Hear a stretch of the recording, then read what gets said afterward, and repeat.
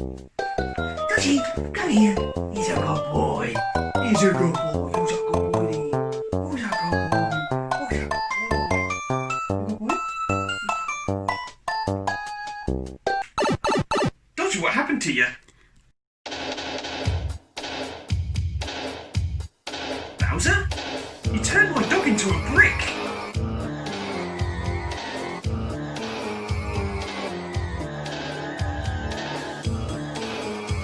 Don't you dare touch my Sega Sam! Okay, Bowser, time to go back to my roots and take you down like I have 100 times before.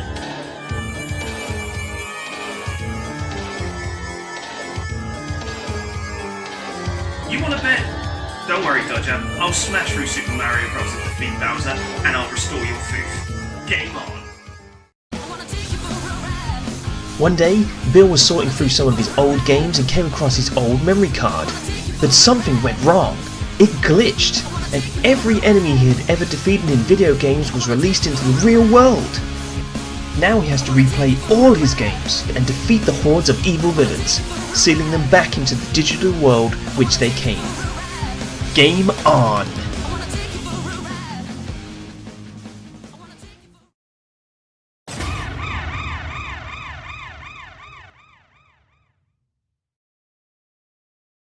Super Mario Bros., the game that made me a video game fan for life. With its amazing tight gameplay and fun to play levels, it has stood the test of time as one of the finest video games ever crafted.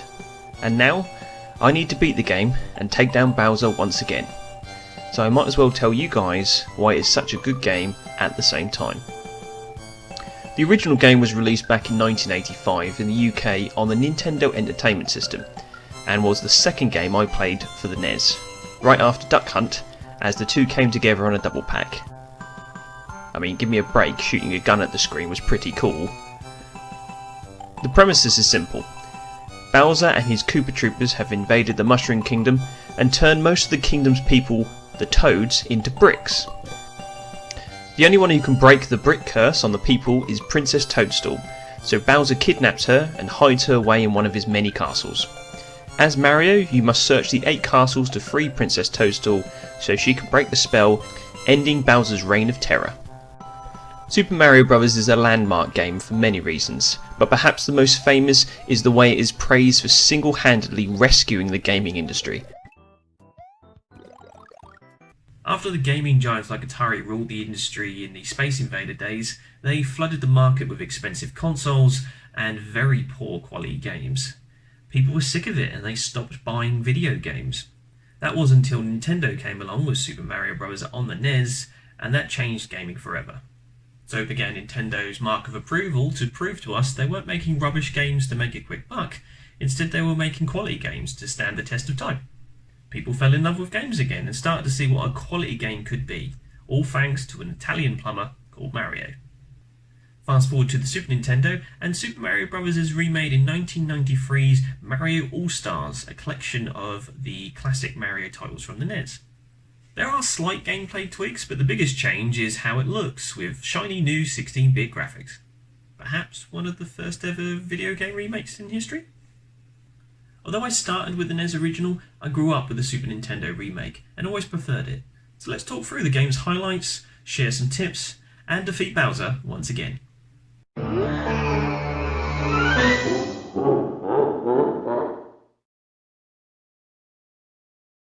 No tutorial?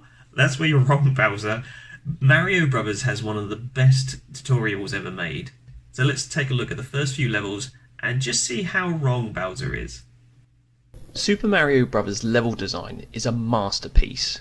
The first level, the level you will play the most, teaches you everything you need to know about the game's controls, its mechanics, and how it plays. Take the first Goomba for example. This little guy slowly walks towards you. If the player runs forward, they will lose a life and start over.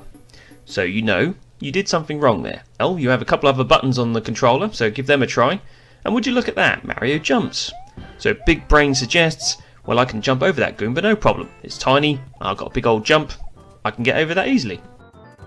And what are these flashing question marks? Oh cool, if I jump underneath them I get coins. Hey, one of them has a mushroom in it. This mushroom rolls along the player's head and bounces off the pipe, making it incredibly difficult to dodge. The mushroom touches the player, you grow big, and now you can break blocks. So this establishes the difference between a power-up and an enemy right at the start. Next, we have these pipes of varying sizes. Ah, I see. If I hold the button down to jump, I jump higher to get over these bigger ones. Oops. Oh, cool. So if I land on top of a Goomba, I'll defeat them. Making the player fall down on a group of enemies like this gives them more of a chance to discover this trick. The game allows you to discover its secrets on your own. You could play this level 100 times before you find all of its secrets, and that's the point. Each level is designed to surprise you. As you replay levels you find new things, meaning a level you have already beaten doesn't mean you have seen everything it has to offer. Super Mario Bros. Doesn't fill the screen with text boxes on how to play and what buttons to press at what time. Instead, it presents the player with a problem and all the solutions are at your fingertips. What fire flowers do, what stars do, how enemies act and what a warp pipe is. This level has a taste of all of those things, preparing you for the challenges ahead, with quick jumps, pitfalls and finally the flagpole. The first level, the one you visit at the beginning of every play session, subliminally fills the player's head with the fundamentals of the game and builds skill, timing and teaches you the rules. I wish more games could do this these days. Just let your game and the level design do the talking, not fill the screen for 30 minutes with text boxes and screenshots of game mechanics that you have to learn before you can actually play the game for real. Super Mario Bros. Never stops training you. Instead, it mixes its lessons into its gameplay. You learn and discover as you play, and that's the key to why this game is so timeless. Let's check out level 2.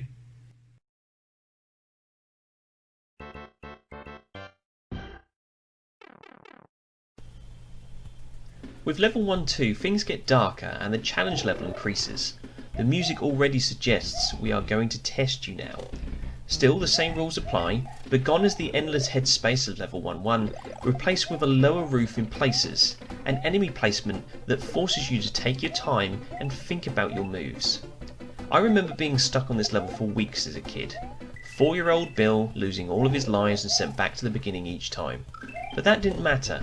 I got a little further each time I played, and replaying the same levels improved my skills. Along with this, my dad was telling me stories of things to come. He used to play Super Mario Bros. When I went to bed, and as he got better at the game, he always had something new to tell me about future levels. He told me stories of levels with fire-breathing dragons and flying fish. It was these stories that kept me playing, as I wanted to see them for myself.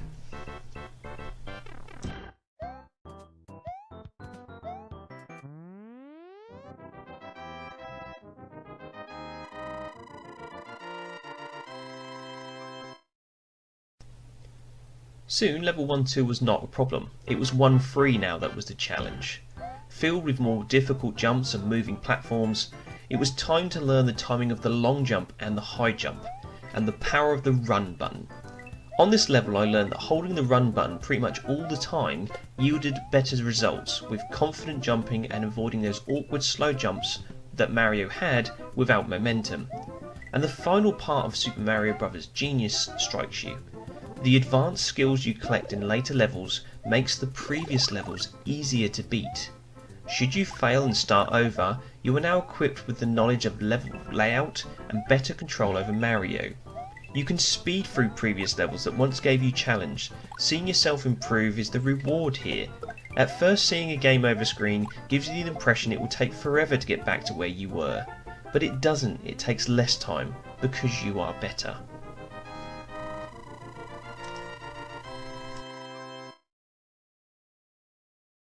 The creators of Super Mario Bros. Sketched everything down on graph paper, each square on the page being a pixel in the game. These masterpieces of level design were not a mistake. They were each handcrafted meticulously with a purpose to slowly and steadily increase skill and difficulty. And if they came across a problem, they worked as a team to overcome it. One of the reasons Mario has a moustache is because it was easier to illustrate his trademark facial hair than what a mouth was at the time. If Super Mario Bros. Was first released on the Super Nintendo with its increased power, it's difficult to say whether Mario would have ever had a moustache to begin with. The team had big ideas of Mario riding dinosaurs and flying, and even at one point shooting a gun, but due to the limits of the console they were developing for, they had to cut out what they couldn't achieve, and instead decided to focus on what they could achieve, by being creative through compromise. Although some of those ideas did come back when technology improved, Mario was very much a character modelled around inventiveness to get over a problem, instead of being the other way around. This is why I think Mario has stood the test of time as a character where other mascots have failed.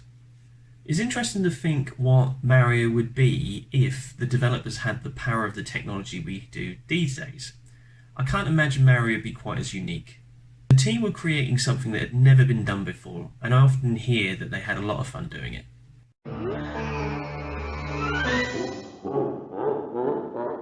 World 1-4, the boss stage. Now, any good boss stage tests you on what you've learnt before, and that is exactly what this stage does. Low ceilings, which you have to be careful not to bump your head, these new fire rods that spin to make you even more careful on timing and jumps. And the music raises the tension. This is it. Are you ready to face Bowser? As you get closer, fireballs fly by. And then when you see him, that boss music hits. There is a tension the first time you get here. That's the first time you face Bowser. You'll get better, and the next time you face him, you might have been able to get through his castle without taking a hit, meaning you get to the battle with a power-up. You might be able to muscle through with your super mushroom taking the hit, not needing to dodge him and hit the axe. Or you might have Fire Mario, which means you can throw 5 quick fireballs and defeat him that way. Hang on, is that Goomba?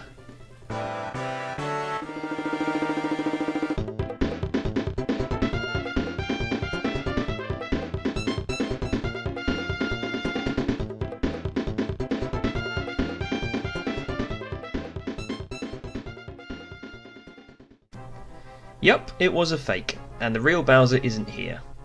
But I did rescue a Toad. Looks like the princess is in another castle.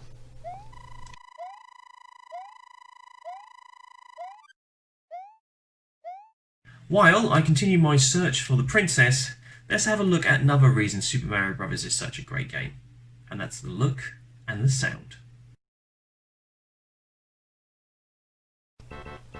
Whenever Super Mario Bros. Is mentioned, most people show it in its original form. Iconic? Still, I look most fondly at the SNES version. It was just so much more colourful to look at, and I loved how each world had its own theme. Where the original had solid backgrounds to kind of show a difference but not really, Super Mario Bros. On SNES made each world have its own unique style. Rolling green hills in level 2-1, and you've already seen the waterfalls in World 1-3 and the caves in 1-2. But as the game goes on, you see starry lit skies and snow covered fields. The game always looked great.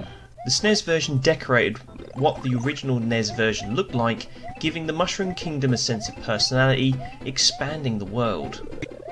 And that's the thing, you kind of wanted to see what Super Mario Bros. Would throw at you next, and Mario used this in every sequel going forward. What am I going to see next, and how is Mario going to challenge me this time?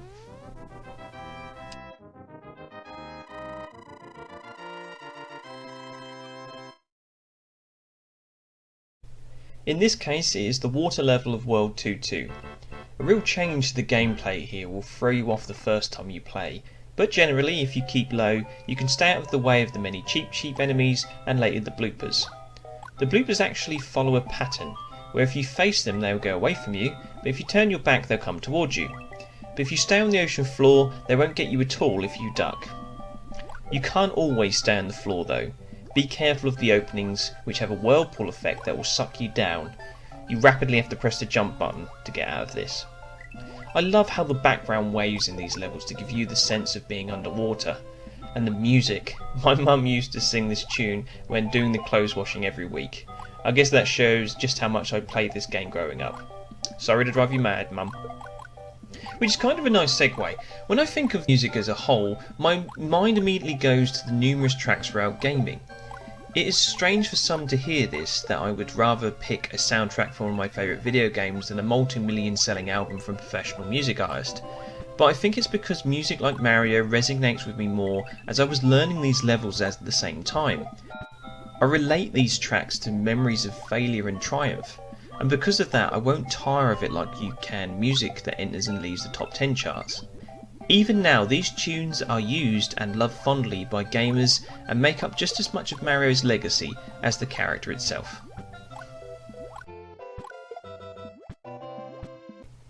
World 2-3, the flying fish level my dad spoke about.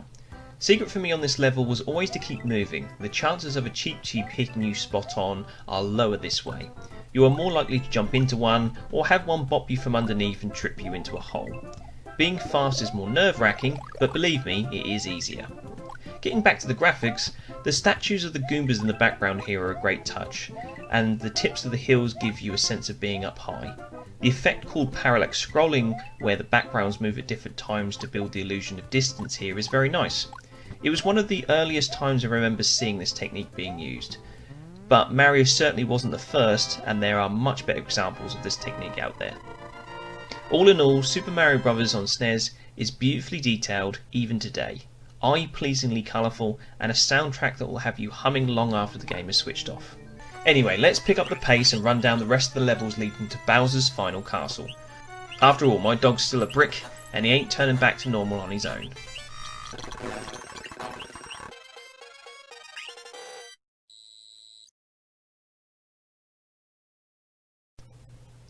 World 3-1 and 3-2 have a wonderful starlit sky background, giving the sense of a passage of time as you carry on your journey.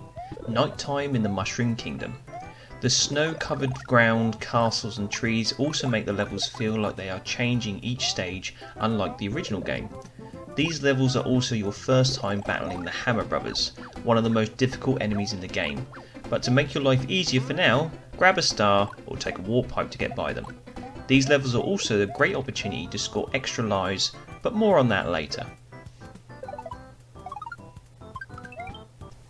Level 3-3 is a level with many dropping platforms and seesaw-like objects to test your timing, while World 3-4 is another Bowser's Castle, but this time the fire wheels are plentiful and you're starting to see every lava pit spit fire. World 4-1 and you're back outside and it's daylight again. And before he was waving flags at the start and the end of a Mario Kart race, Lakitu makes his first appearance to rain down some spiky hell. He floats out at the top of the screen, more often than not just out of reach, dropping spinies down on you. The spinies are only vulnerable to fire or the star power, but if you keep a fast pace, Lakitu can't keep up and will be unable to drop these pests in your way. Alternatively, you can bump him off, but he will come back if you're not quick enough to get to the end of the level in time. Like some kind of Terminator of the skies. World 4-2 back underground, and these first jumps can give you trouble if you haven't mastered jumping yet. This level holds a secret that we'll pick up on later, but it really just amps up on everything level 1 and 2 does. Cramped spaces, pitfalls and well placed enemies. Or you could just run over the whole thing.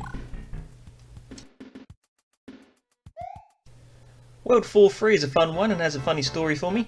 My dad got here before I did, and so, in the name of Yorkshire, dubbed this land Spotted Dick. Now, for people who don't know, Spotted Dick is a sponge dessert with raisins, often served with custard. And my dad trying to be funny. Google it, trust me. Don't Google it at work, just in case. This level was filled with red Koopas, and if you hadn't noticed by now, red Koopas don't walk off edges and will face you immediately when robbed of their wings. This level showed the mushroom hills filling the stage and background, stamping home the positive feel of progression with something new to see each time. World 4-4 has a cool concept. Bowser has used his magic on the castle, making it a looping labyrinth puzzle if you don't go the right way. The SNES version has a handy buzz or chime if you have taken the wrong or right path respectively, which is nice. This is also a sign of Bowser bosses becoming more fierce, with not just Bowser himself to worry about.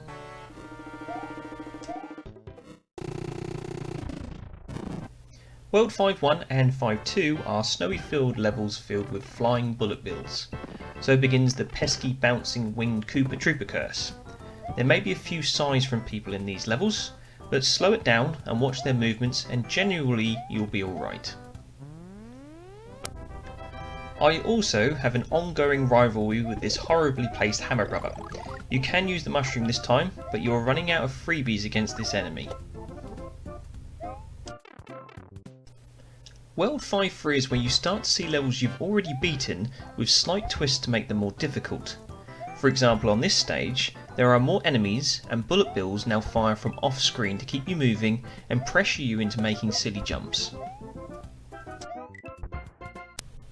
Whereas in Bowser's Castle 5-4, the original stage was quite empty, but now it's filled with a giant fire wheel. No time to stop here. Levels are not always the same, but they are filled with more enemies, challenging you to find the best way around them, be that by defeating them or using one of the many warp pipes or beanstalks that happen to be hidden around the stages to bypass them completely.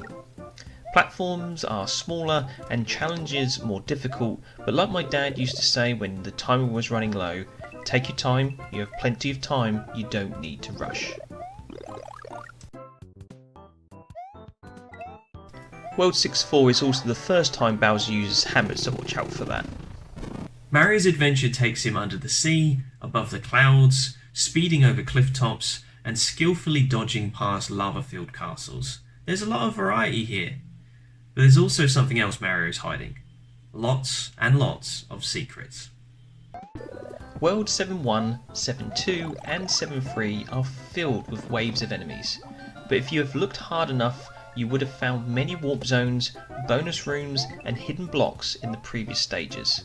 Super Mario Bros. Is filled with secrets. They are everywhere. Some smaller than others, some allowing you to skip difficult sections of the game, and others ensuring you have enough lives to take down Bowser in those challenging final stages. But you will be hard pushed to find anyone who could list them all off without missing something. So here are a few of the important ones.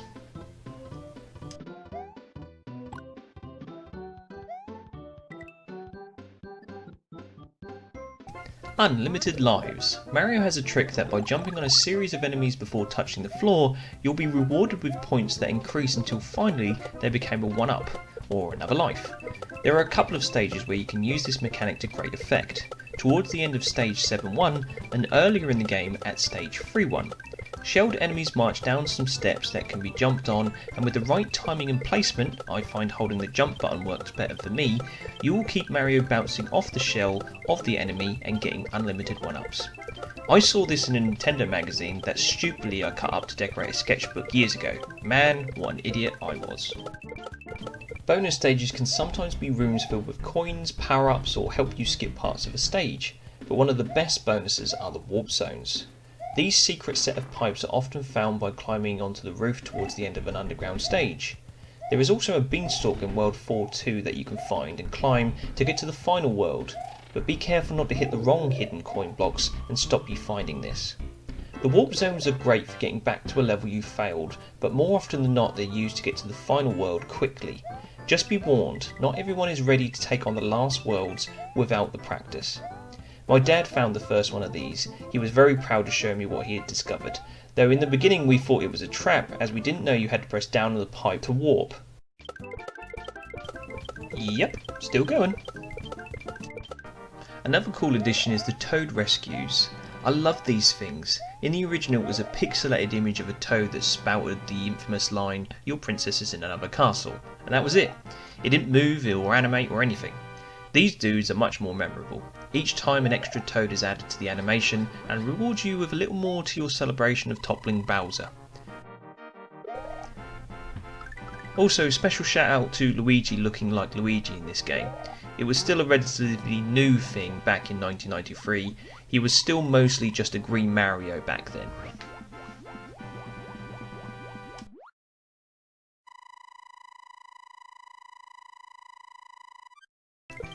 How about that weather we're having? Oh crap, is that the time? Okay, time to take on these last worlds. Here I come, Bowser. So, you did it. You reached World 8, where the big boys play. The game suddenly hits a difficulty spike as you enter these final stages. But I love how the SNES Mario Bros. Decorates the backgrounds differently once again to show you are getting close to the end. An autumn themed rolling hillside for World 8 2. long castle walls in the background of 8-3. Enemy placement is more difficult, jumps harder, levels twice as long. It is tough, but where the original Mario punished players with game overs that sent you right back to the beginning of the entire game, the SNES Super Mario Bros. Has a handy save option so you can get right back to practicing these difficult levels straight away, or load up a few worlds beforehand to gain those extra skills to push through to the end. And to be honest, I'll always prefer fun over challenge and frustration any day. And World 8 can be exactly that, frustrating. You would have had to master it all, long jumps and enemy patterns, as you take on Gauntlet of Hammer Brothers and Bullet Bills. If you're skillful enough to make it here with Fire Mario, you'll find it a lot easier, but if not, it's time to jump and hope you timed it right. And I always thought this part was also so cruel. You go through all that and you have to make these really careful jumps to be able to make the flagpole. Evil. But finally, you've reached the final Bowser's Castle.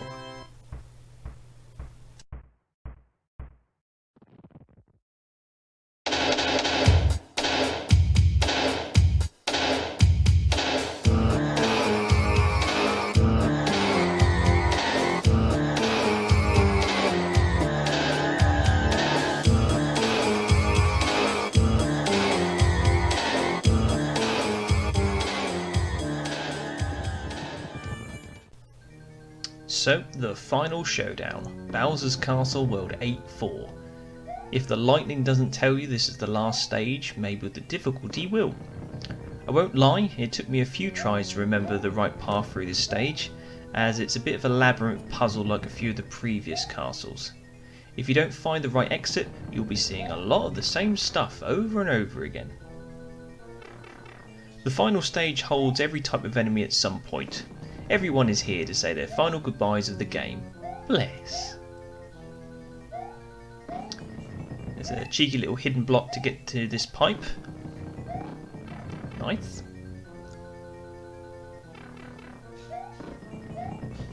Flying fish! You forgot about them, didn't you? This statue is a reminder of what pipe to go down here. Yep, there's even a water section. Best to stay low at this bit. This shows off how facing the right way will get rid of the bloopers. So if I turn left, there you go. Easy to get past. And like I say, staying low will mean they stay away from you, which is good. This guy can go prick. Just a little bit of luck getting past him.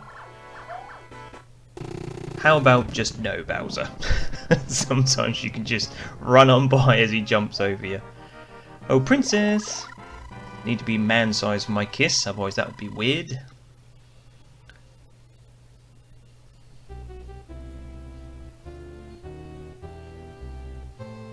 So yeah, you can play as sort of a new game plus, where Koopas are swapped out for Buzzy Beetles, but meh, it's not that different.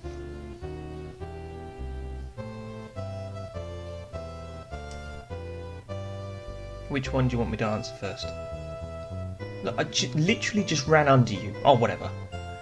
Yes! Okay, Bowser, back in that memory card with you. Haha! And if you've completed Super Mario Bros. On the SNES, hit that like button and check it off your list.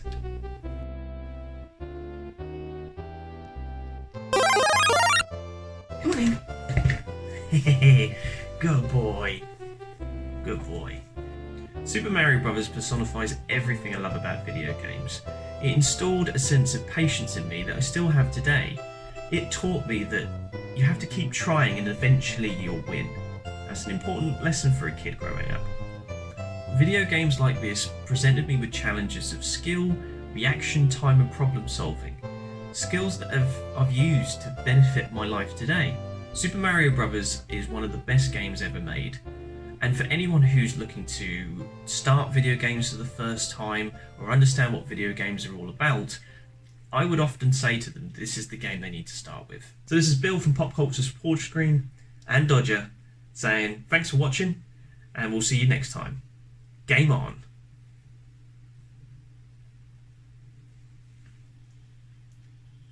You want a belly rub? You want a belly rub?